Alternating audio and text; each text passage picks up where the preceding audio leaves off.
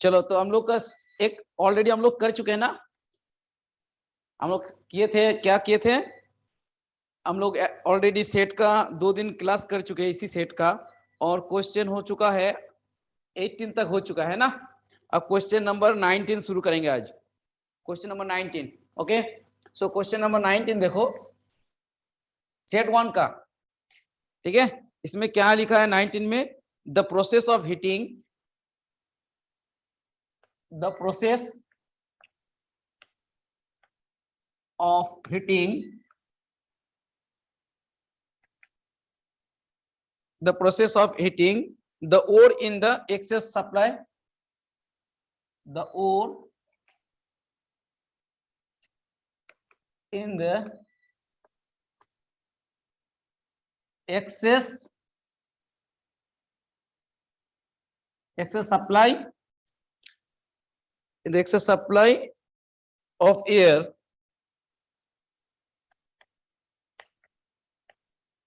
below क्या है ना, below तुम्हारा melting point is called, below melting point, below melting point is called,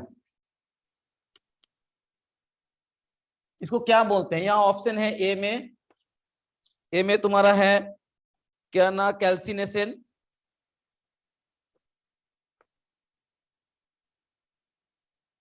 B में है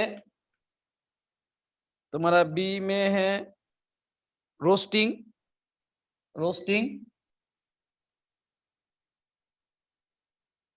और सी में क्या है, सी में तुम्हारा है रिडक्शन एंड स्मेल्टिंग।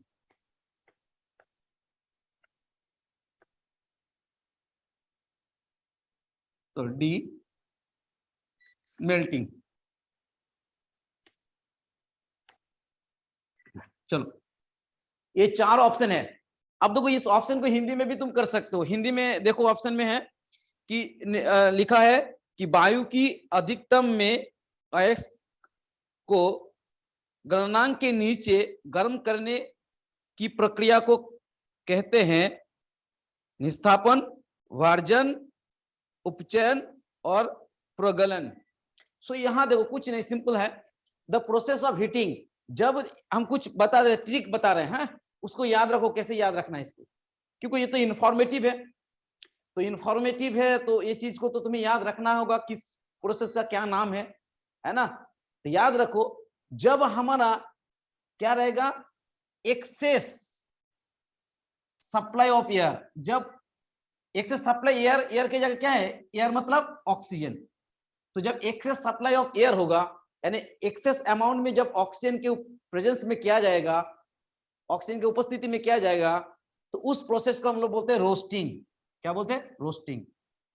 अगर एक्सेस नहीं हुआ, ऑक्सीजन अगर कम में है या तो नहीं है, अगर कम हो या तो नहीं हो, तो उसको बोलेंगे calcination.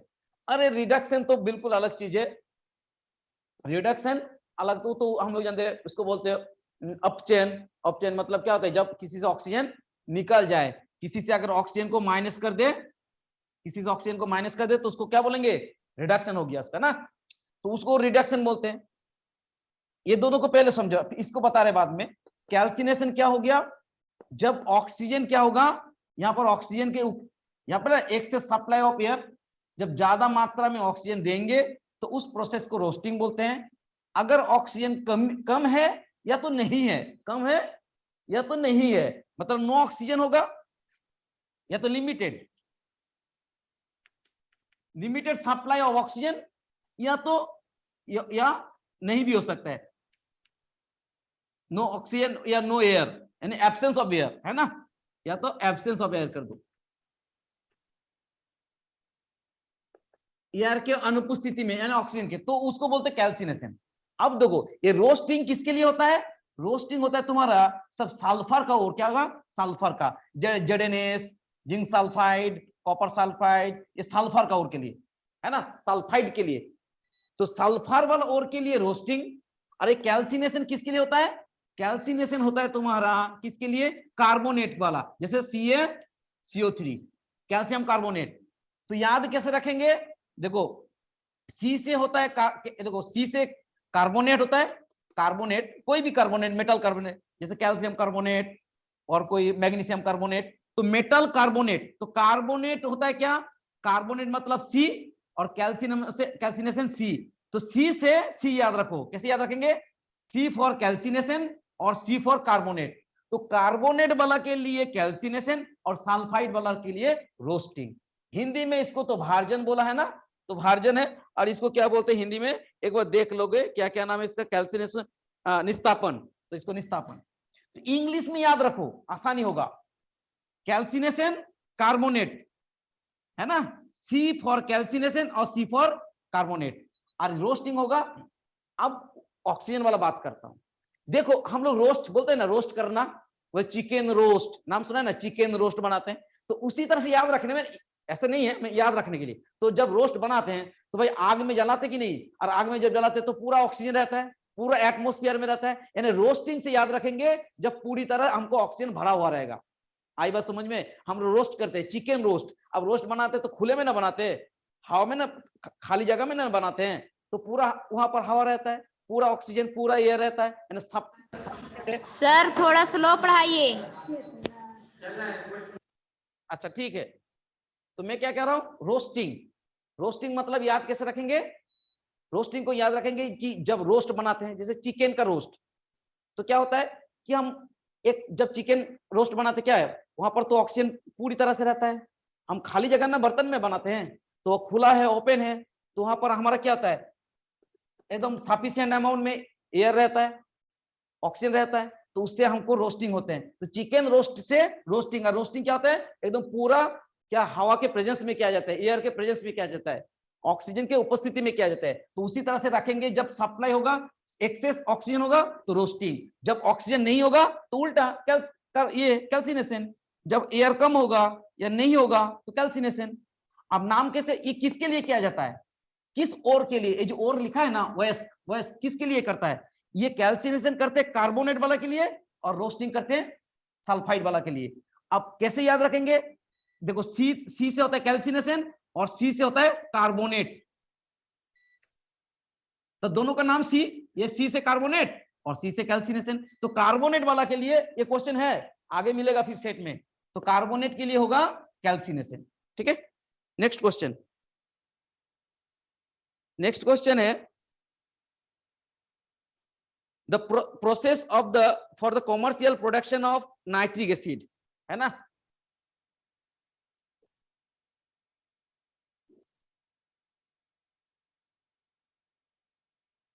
Next question number 20 question में क्या कह रहा है, देखो the process for the commercial, देखो process for the commercial production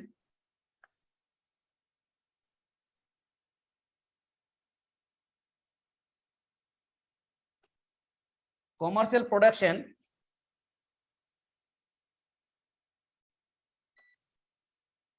production किसका commercial production, commercial production of nitric acid is of nitric acid,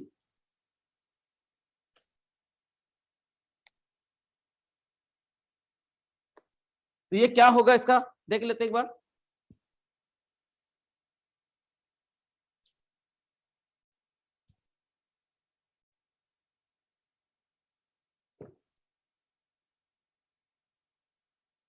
okay, अब देखो यहां पर ये नाइट्रिक जो एसिड है, उसको जो हम लोग कॉमर्शियली बनाते हैं, उस प्रोसेस का नाम पूछ रहे हैं, कौन सा प्रोसेस है, नाइट्रिक अम्ल की व्यावसायिक उत्पादन की विधि है, कौन सा विधि है, यहां पर ऑप्शन 4 है,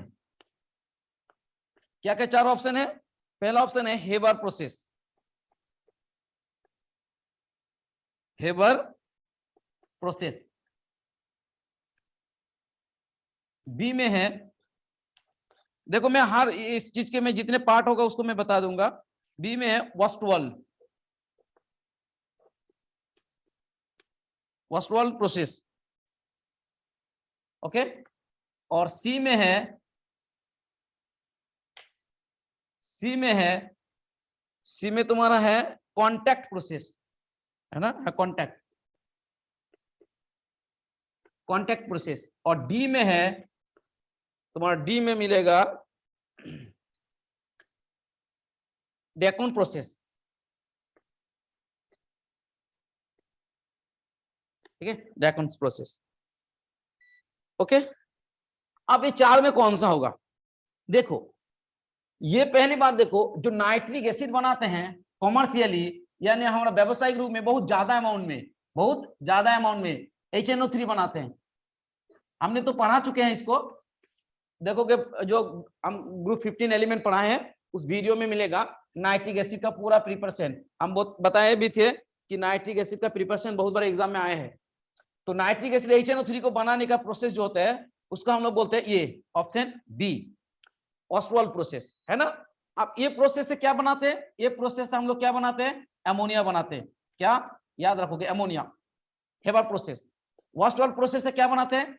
HNO3 nitric acid. Contact process से क्या बनाते हैं? ये भी पढ़ा चुके हैं, सल्फ्यूरिक एसिड। और डेकोन प्रोसेस से क्या बनाते हैं? Chlorine gas. याद रहेगा? चारों को याद रख लो। अब हमारा जब भी जो आएगा क्वेश्चन को चेंज कर दिया तो हम कर लेंगे। हेबर से अमोनिया, ऑस्वाल्ड से नाइट्रिक एसिड, कांटेक्ट से सल्फ्यूरिक एसिड और डेकोन प्रोसेस से क्लोरीन गैस। चारों को करके रखो ताकि अगर कोई चेंज करके आ जाए तो हम चारों को याद रखेंगे। कोई दूसरा दे दे तो उसका भी जवाब हमसे मिल जाए, ठीक है। डेकोन। अब देखो next question 21, question number 21।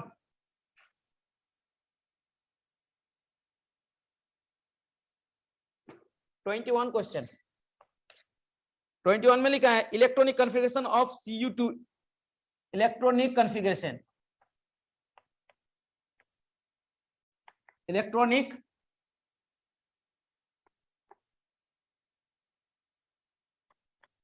Configuration of किसका है? Cu+2 इज, इसका इलेक्ट्रॉनिक कॉन्फ़िगरेशन क्या होगा? ठीक है, ये पूछा गया।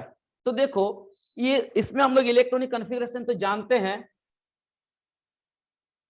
मैंने इससे पहले वाला क्लास में भी बता दिया कि कैसे करना है। तो इलेक्ट्रॉनिक कॉन्फ़िगरेशन देखो, ये कॉपर है, कॉपर का होता है 29। करेंगे कैसे? तो पहले कॉपर का करते हैं 1s2 2s2 2p6 again 3s2 3p6 4s1 3d10। ये होते हैं कॉपर का। अब यहां गिन लो, ऐड करो, देखो यहां पर तुम्हारा 29 आ जाएगा। होना चाहिए था यहां पर 2, यहां पर 9, लेकिन यहां पर हाफ फील्ड और कंप्लीटली फील्ड जो ऑर्बिटल होते हैं दैट इज मोर स्टेबल, इसीलिए 4 यहां पर एक्चुअली होता है 4s। नियम के हिसाब से 4s2 था और 3d9 था, लेकिन यहां से एक इलेक्ट्रॉन यहां चल जाता है, d में 10 बना देता है और यहां से ये 4s में 1 हो जाता है। इसका क्या कारण है? कारण ये है कि भाई d जब 10 हो जाता है तो इसको बोलते हैं कंप्लीटली, पूरी तरह से d भर चुका है।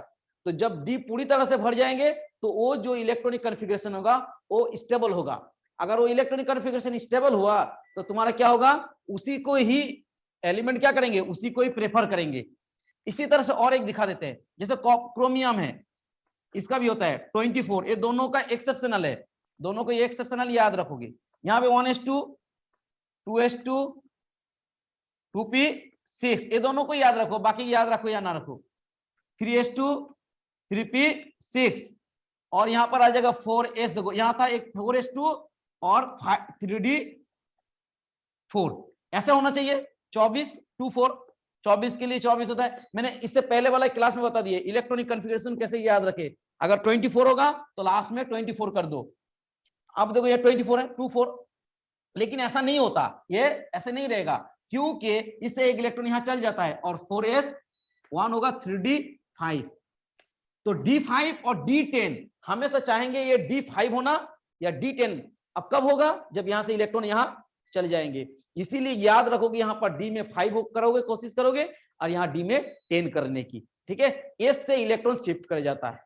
तो ये दोनों के लिए याद रखोगे 29 एंड 24। अब डिटेल्स में तो हम पहले पढ़ा चुके हैं क्लास 11th में, तो उसमें देखना होगा कैसे इलेक्ट्रॉनिक कन्फिग्रेशन करते हैं। ठीक है, तो अभी याद रखो, ये दोनों को याद रख लो, सिर्फ लास्ट वाला याद रखो, सिर्फ लास्ट 4। अब इसको गिनोगे तो इससे इलेक्ट्रॉन देखो 2 2 4, 4 और 6 10, 10 8 18, 18 के लिए क्या लिखते हैं, आर्गन। क्या लिखेंगे, आर्गन। और 4s1 3d10, argon 4s1 3d10। आई बात समझ में। इसमें भी वही होगा, यहां तक 18 है तो 18 के लिए 18 होता है इसका एटॉमिक नंबर। आर्गन का एटॉमिक नंबर परमाणु संख्या 18, तो यहां तक का इलेक्ट्रॉन 18 है, यहां तक के इलेक्ट्रॉन जोड़ लो, देखो 18 होगा। तो इसलिए 18 के लिए मैंने इसको लिख दिया, और बाकी क्या बचा, 4s1 और 3d5, ये हो गया क्रोमियम के लिए। इसी तरह 4s आर्गन, 4s1 3d10, तो ऐसे ऑप्शन में रहता है। ओके, इसके मतलब पहले 18 इलेक्ट्रॉन यहां डाल दिया हमने, और 18 एटॉमिक परमाणु संख्या किसका होता है, आर्गन का, आर्गन का होता है 18। Next question, question number 22। मिटाइएगा सर, क्या हुआ, मत मिटाइएगा। अच्छा ठीक है, नहीं मिटाएंगे, ऊपर से मिटा देते हैं। तो इससे याद रखोगे, यही दोनों बार बार आता है एग्जाम में, यही दोनों आता है घुमा फिरा के, ये दोनों एक्सेप्शनल है, थोड़ा सा नियम के हिसाब से अलग होते हैं। अब नेक्स्ट क्वेश्चन करते हैं 22। 22 में देखो, density of crystal is given by the formula. क्या पूछा है, डेंसिटी ऑफ क्रिस्टल, घनत्व पूछ रहे हैं। डेंसिटी ऑफ क्रिस्टल है ना, density of crystal is given by the formula, is given by the formula. कौन सा फॉर्मूला में दिया जाता है उसको,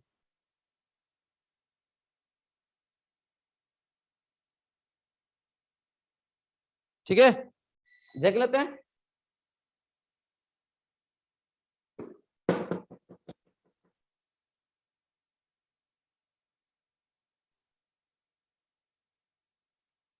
देखो ये याद रखना है, डेंसिटी को रो से डिनोट करते हैं, रो है ना, ऐसे रो, या डी से भी कर सकते हो, स्मॉल डी। तो इसको याद रखने के लिए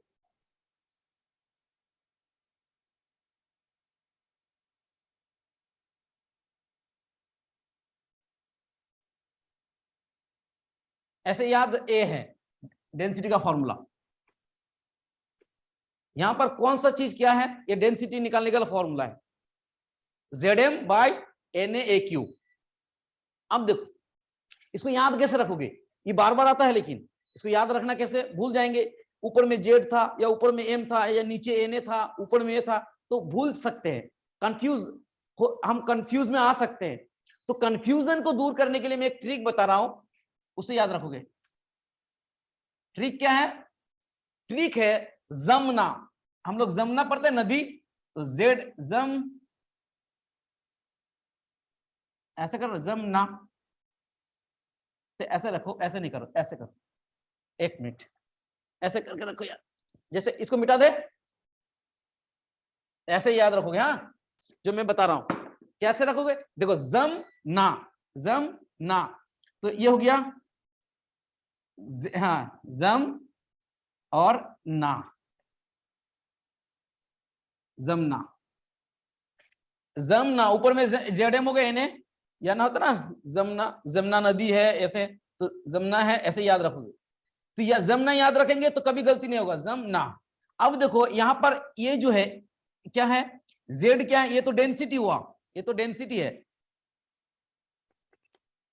और यहां पर जेड क्या है, जेड जो होता है नंबर ऑफ पार्टिकल्स, या भाई जो भी हो पार्टिकल्स बोलो, तो यहां पर एटम हो सकता है, आयन हो सकता है, मॉलिक्यूल हो सकता है, कुछ भी, एटम आयन मॉलिक्यूल ये सब कुछ भी होगा, नंबर ऑफ पार्टिकल्स होगा, है एटम आयन और molecule in per unit cell, in per unit cell, हर यूनिट सेल में कितने हैं, पर यूनिट सेल में कितने हैं, ठीक है, पर यूनिट सेल में कितना है वो हो गया Z। अगर जैसे हम लोग जानते हैं जो सिंपल वाला होता है SCC, उसके लिए 1 होता है, हमारा बॉडी सेंटर में 2 होता है, फेस सेंटर FCC में होता है 4 होता है। वही चीज है यहाँ पर। M क्या है, मॉलिक्यूलर मास, M जो होगा आणविक द्रव्यमान, molecular mass MM, molecular mass आणविक द्रव्यमान। Na क्या है, Na तो एवोगाड्रो नंबर होता है, यानी 6.023 इंटू 10⁻23 होता है पर मोल में। और ये क्या है, ये यहाँ पर ये जो होगा, जो क्यूब होता है, जो यूनिट सेल है क्यूब है, उस क्यूब का edge length, edge length,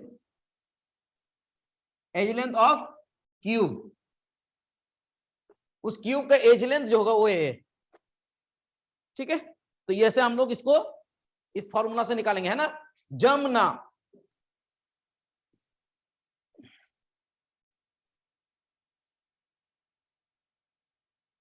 next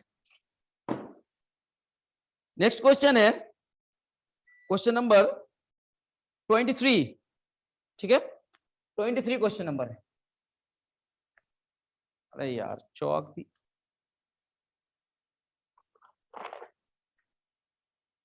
23 में क्या है, देखो, an ionic compound has a unit cell consisting of A ions in the corner। अच्छा तुम लोग के पास सब क्या ये है, मॉडल सेट है? तो मैं यस सर। तो हाँ, इतना बड़ा लिखने के समय में हम और 2-3 क्वेश्चन कर लेंगे, तो लिखना, हाँ तब हम लिखते नहीं है, छोड़ देते। अब हम सिर्फ क्वेश्चन को बता देते हैं और उसको कैसे, how to approach this question, वो हम टेक्निक बताएंगे। सो क्या कह रहा है ये सुन लो, है ना। एक आयनिक कंपाउंड है, has a unit cell consisting of A ions at the corner, okay, cube, and B ions at the center of the faces of the cube. The empirical formula of the compound is। अब देखो कह रहा है क्या कि भाई जो हमारा A है, ये कहां पर है यूनिट सेल का, ये जो है ये कॉर्नर पे है, एक यूनिट सेल में ये कॉर्नर पे है। मतलब ऐसा है, मैंने एक यूनिट सेल बनाया, ये है हमारा यूनिट सेल, इसके कॉर्नर में कौन है, ए है, सब ए, सब कॉर्नर पे ए होगा। 8 कॉर्नर है, 8 में ए है, इसको ऐसे अप्रोच करना है, ठीक है। 8 कॉर्नर में 8 ए है, ठीक है। और क्या पूछ रहे हैं कि B ions are the center of the faces of the cube. अब बी कहां है, फेस में, फेस का सेंटर में, यहां बी होगा हर फेस। तो फेस कितना होता है, 6 फेस, 6 फेस में 6 बी होगा, कितना हुआ हमारा 5 हुआ। अब सामने वाला फेस में, ये तो पीछे वाला फेस का, तो सामने वाला फेस का ये तो नीचे वाला, तो यहां भी 1 होगा। तो 6 फेस में 6 हमने बी लगा दिए। तो ये है कॉर्नर में और बी है हमारा फेसेस में, है ना। बी कहां पर है, फेस पे, फेस पे है। तो अब देखो ये है, ये कितना होगा, क्योंकि हम लोग जानते हैं कॉर्नर में होता है जो कंट्रीब्यूशन, वो होता है 1/8 करके मिलता है। अब 8 कॉर्नर है, हर कॉर्नर से 1/8 एंड 1/8 1/8 करके 8 कॉर्नर से 1/8 इंटू 8 मतलब 1, यानी ए जो है हमारा 1 हुआ। अब बी कैसे निकालेंगे, बी कितना है फेस में, तो 6 फेस है। अब 6 फेस, हर फेस से कितना मिलता है, आधा मिलता है ना, क्योंकि इस दीवार को सोचो एक फेस है। अब एक बड़ा सा गेंद को रख दूं, ऐसे गेंद को रख दूं, तो ये क्या होगा, फेस से आधा ना हो जाता है, तो आधा कट जाएगा। मैंने इस दीवार जो है, दीवार में अगर मैं एक गेंद को रखूं तो आधा हिस्सा इधर होगा फुटबॉल का और आधा फुटबॉल का उधर होगा, यानी फेस में जो रहता है वो आधा आधा मिलता है। तो आधा मिलेगा एक क्यूब को कितना मिलेगा, आधा। तो अब बताओ, तो कितना फेस है, 6 फेस है, 6 फेस, और हर फेस से कितना मिलता है, आधा करके, तो कुल कितना मिलेगा, 3। तो हमारा ए कितना हुआ, 1, बी कितना हुआ, 3। तो फॉर्मूला क्या बनेगा, ए बी, वेरी गुड, हो गया। ऐसे निकलना है। अब जो भी क्वेश्चन आएगा इसको छोड़ के तो इसी तरह से ही कैलकुलेट करके लेना। अगर बॉडी सेंटर बोलता, अगर बी बोलता कि बॉडी में है, बॉडी में तो एक ही होता है, बॉडी में क्या होता है, एक होता है, तो फिर फॉर्मूला बन जाता है ए बी। बॉडी में एक होता है, फेस में मिलता है हमको 3, और कॉर्नर से मिलता है 1, और बॉडी से मिलता है हमारा, बॉडी सेंटर से मिलता है हमेशा, बॉडी सेंटर से मिलता है हमारा 1, हमेशा फुल मिलता है 1, तो बॉडी से 1 मिलेगा, तो भाई ये बॉडी तो होता तो यहाँ इसका वैल्यू भी 1 होता, तो फॉर्मूला ए बी बन जाता। तो जैसे भी घुमा के आए ऐसे अप्रोच करना, ठीक है, इस तरह से करना जो मैंने सिखा दिया। Next question, question number 24, okay, question number 24। तो इसको क्लियर कर दे, इसको मिटा देते हैं। Question number 24। अब 24 में क्या बोल रहे, देखो क्वेश्चन को मैं लिख नहीं रहा हूं। Colligative properties of the solution depends on, जो कॉलिगेटिव प्रॉपर्टीज होते हैं इसको हिंदी में क्या कहते हैं जी, विलयन के अनुसंख्या गुणधर्मी वे गुण होते हैं जो निर्भर करते हैं। सो याद रखो ये कॉलिगेटिव जो है, नाम से हिंदी में देखो, नाम में हिंदी का नाम देखो क्या है, हिंदी में नाम लिखा है इसका अनुसंख्या गुणधर्म। अनुसंख्या मतलब नंबर है, यानी कॉलिगेटिव जो है, ये कॉलिगेटिव जो प्रॉपर्टी होता है ये किसके के ऊपर डिपेंड करता है, only on the number of particles, number of particles, संख्या के ऊपर निर्भर करता है, नंबर के ऊपर। किसी उस जो कण होगा, एक कॉलिगेटिव प्रॉपर्टी सिर्फ नंबर के ऊपर निर्भर होगा, कितना है, वो कितना बड़ा है उससे कोई मतलब नहीं, कितना छोटा है उससे कोई मतलब नहीं, इसका कैसा गुण है उससे, चीनी है नमक है उससे मतलब नहीं, सिर्फ किससे मतलब है, कितना है, नंबर से मतलब है। तो याद रखो नंबर ऑफ यानी संख्या से मतलब है। कॉलिगेटिव प्रॉपर्टीज क्या करेंगे, सिर्फ नंबर के ऊपर डिपेंड करते हैं ना, कितने हैं। तो यहाँ पर इसका कौन सा ऑप्शन हो जाएगा, ऑप्शन कौन सा होगा, नंबर सी, कणों की संख्या पर। हाँ ऑप्शन सी, कणों की संख्या के ऊपर, ये याद रखोगे संख्या के ऊपर डिपेंड करता है, एंड ऑप्शन सी हो गया। Next question 25। 25 देखो, on addition of glucose in water boiling point, क्या कह रहा है भाई, on addition of glucose in water boiling point में क्या होगा। यहां पर मैंने ग्लूकोज रखा, वाटर रखा था, यहां पर वाटर है, मैंने वाटर रखा था, अच्छे से समझो इसको, ठीक, वाटर मैंने यहां रखा। अब मैंने क्या किया, अच्छा वाटर का इसको ढांक दिए, बड़े अच्छे से देखो, एक समझ लोगे, इससे जितना क्वेश्चन आएगा समझ में आ जाएगा। मैंने ढांक दिया, ठीक है, अब वाटर का अपना वेपर बनेगा, उसका अपना वाष्प बनेगा, वाटर का सरफेस है। अब यही इसके ऊपर प्रेशर डालेगा, यही जो प्रेशर इसके ऊपर डालेगा इसी को बोलते हैं वेपर प्रेशर, इसी को बोलते हैं वेपर प्रेशर, वीपी, वाटर का वेपर प्रेशर हो गया। ओके, अब दूसरे नेक्स्ट में आते हैं। अब ये बॉइलिंग पॉइंट क्या होता है ना, बॉइलिंग पॉइंट से मतलब है ना, तो बॉइलिंग पॉइंट क्या है, अब मैं तुम्हें इस चीज को बड़ी अच्छे से समझो, ये क्योंकि हम बोलेंगे वाटर का बॉइलिंग पॉइंट क्या है, तो तुम बोलोगे 100 डिग्री सेल्सियस, है कि नहीं, बोलोगे 100 डिग्री सेल्सियस, लेकिन बात को समझो, ये 100 डिग्री में ही क्यों बॉयल करता है कि नहीं। सो बात क्या है कि ये जो इसका जो वेपर प्रेशर हुआ, यही वेपर प्रेशर जब बराबर हो जाता है 1 atm का, तो उसी में जिस भी ले लेंगे हम, जो भी सॉल्वेंट, जो भी यहां पर विलायक ले ले, उस विलायक या विलय क्या बोलते हैं हमको पता नहीं, यानी सॉल्वेंट, ओके सॉल्वेंट, तो जिस सॉल्वेंट ले लिया, उस जो भी चीज सॉल्वेंट हो सॉल्यूशन हो जो भी, तो उसका जो वेपर प्रेशर होगा, ये ऊपर में वेपर बना, उसका जो प्रेशर होगा, वही प्रेशर अगर हमारा 1 एटमॉस्फेरिक प्रेशर, मतलब जो हमारा वायुमंडल का दाब है ना, वायुमंडल का दाब होता है 1 atm, उसके बराबर हो जाएगा, तो उसमें ये जो यहाँ पर विलियन है या सॉल्वेंट है जो भी है, तब क्या करेगा, बॉयल करेगा। बॉयल करने का कंडीशन क्या, शर्त क्या है, उसका वेपर प्रेशर वायुमंडल के प्रेशर के बराबर होना चाहिए, 1 atm के बराबर होना चाहिए। जिस टेम्परेचर में होगा वही टेम्परेचर होगा उसका बॉइलिंग पॉइंट। यानी वाटर के केस में ये 100 डिग्री सेल्सियस में बॉईल कर रहा। इसका मतलब ये 100 डिग्री सेल्सियस में, जब इसको मैंने 100 डिग्री सेल्सियस में गर्म किया, तब इसका जो वेपर प्रेशर बना ऊपर में जो वेपर प्रेशर बन रहा है यहां, ये वेपर प्रेशर ये एटीएम का बराबर हो गया। कब हुआ?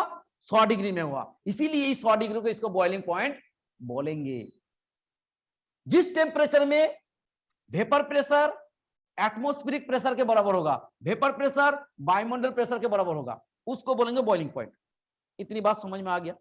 अब नेक्स्ट, अब हम क्या किए, उसी चीज में यही सेम चीज को मैंने यहां लिख रहा हूं, यहां वही था, पानी था। अब मैंने क्या मिलाया, यहां क्या मिलाने की बात, क्या? ग्लूकोज ना, हाँ ग्लूकोज। अब मैंने यहां ग्लूकोज को मिला दिया, ग्लूकोज। अब जब मैंने ग्लूकोज को मिलाएंगे, अब समझो इस बात को बड़ी ध्यान से देखना, जब मैंने ग्लूकोज को, तो ग्लूकोज इस पानी में घुल गया, पूरा पानी में घुल गया है। अब ये जो पूरा सरफेस था, ये जो सरफेस है पानी का, भाई बर्तन का सरफेस है, उस सरफेस में पहले सिर्फ पानी था, सिर्फ पानी का अणु था। अब उस सरफेस में ये मान लो ग्लूकोज के अणु, ये वाटर के अणु, ये ग्लूकोज के अणु, ये वाटर के अणु, ये ग्लूकोज के अणु, ये वाटर के, W मतलब वाटर, G मतलब ग्लूकोज।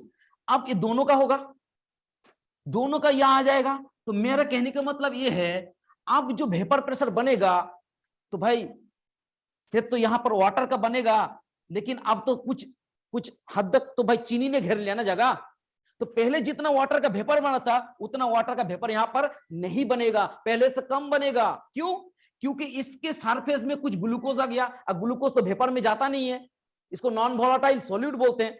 ये गैस तो एक ग्लूकोज कभी जाता है? अगर इस पानी को गर्म करेंगे तो यहां ग्लूकोज जाएगा नहीं, चीनी ग्लूकोज जो भी, वो तो ऊपर में नहीं, नमक भी हो चाहे नमक, वो तो यहां रहेगा, तो सिर्फ वाटर जाएगा। लेकिन पहले जितना वाटर यहां बन रहा था उतना नहीं बनेगा, यहां मान लो कुछ ऐसा बना कम, और यहां बहुत बन गया था। तो अब देखो कम बना है, तो अब तो इसका प्रेशर, वेपर प्रेशर कम है, अभी वेपर प्रेशर इस यहां तक नहीं पहुंचा।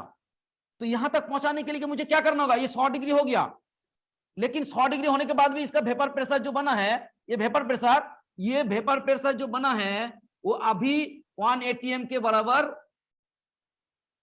1 atm के बराबर नहीं हुआ, अभी नहीं हुआ, क्योंकि कम है।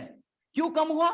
क्योंकि इस पानी का सरफेस को ग्लूकोज ने कवर कर लिया है। तो ग्लूकोज कवर करेगा तो उतना वेपर नहीं बनेगा, क्योंकि जगह तो घेर लिया। जैसे पानी के ऊपर तेल डाल देंगे, पानी के ऊपर का तेल देंगे, तेल क्या होगा, पानी के ऊपर आ जाएगा।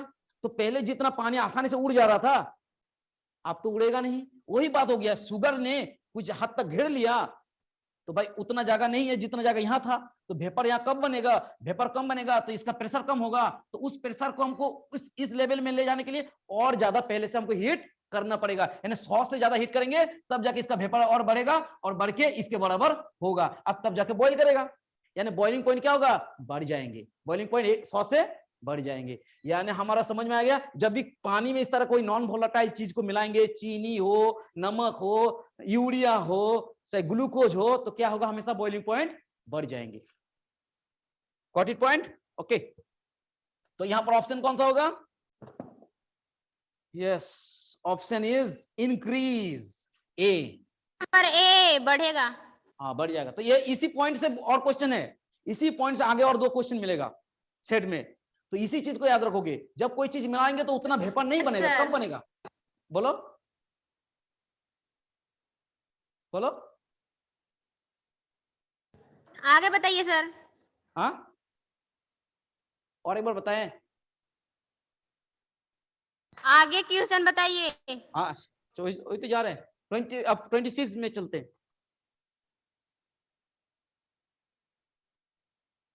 तो याद क्या रखना यहाँ इस क्वेश्चन में, हाँ वेपर प्रेशर बराबर एटमॉस्फेरिक प्रेशर। ये 26 में क्या होगा, for the half cell reaction, for the half cell reaction. Okay, दे दिया है हाफ सेल रिएक्शन, क्या दिया है हमारा, Ag है।